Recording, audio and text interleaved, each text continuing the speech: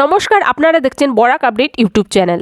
জানাবো আজকে দেশ বিদেশের কিছু গুরুত্বপূর্ণ তাজা খবর। আপনারা যদি এই চ্যানেলে নতুন হয়ে থাকেন তাহলে চ্যানেলটি সাবস্ক্রাইব করবেন। প্রথমেই দেখে নিব আজকের সংবাদ শিরোনাম। আজ শ্রীভূমি জেলা আয়ুক্ত কার্যালয়ে অনুষ্ঠিত হলো এক গুরুত্বপূর্ণ পর্যালোচনা সভা।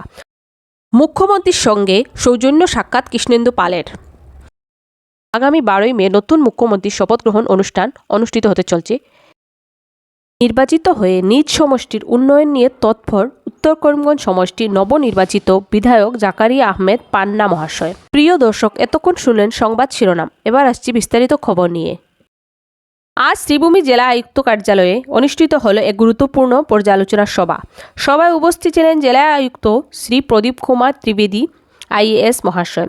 এই বৈঠকে PMGAY এবং ভাইব্রেন্ট ভিলেজেস প্রোগ্রাম 2.0 প্রকল্পের অগ্রগতি নিয়ে বিস্তারিত আলোচনা করা হয়।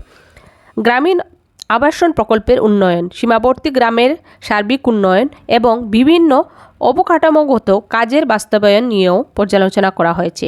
জেলা প্রশাসনের পক্ষ থেকে জানানো হয়েছে, গ্রামীণ ও সীমান্ত এলাকার মানুষের জীবনমান উন্নয়নে তারা প্রতিশ্রুতিবদ্ধ।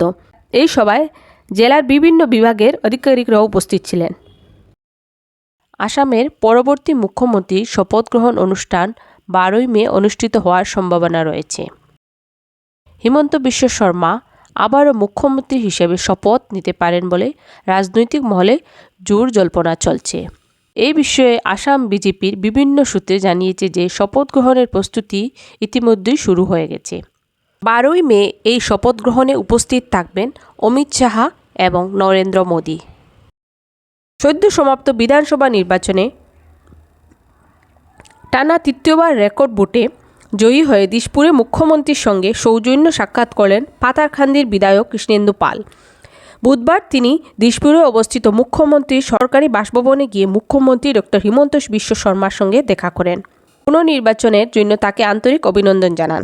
এই সাক্ষাৎ রাজনৈতিক মহলে যথেষ্ট তাৎপর্যপূর্ণ বলে মনে করা হচ্ছে। পর্যবেক্ষকদের মতে এটি শুধু সৌজন্য সাক্ষাৎ নয়, বরং রাজ্যের ভবিষ্যৎ উন্নয়ন ও প্রশাসনিক দিক নির্দেশনা নিয়ে এই ইতিবাচক বার্তা বহন করছে। নির্বাচিত হয়ে নিজ সমষ্টির উন্নয়ন নিয়ে তৎপর উত্তর করিমগঞ্জ সমষ্টির নবনির্বাচিত বিধায়ক জাকারিয়া আহমেদ পান্না মহাশয়।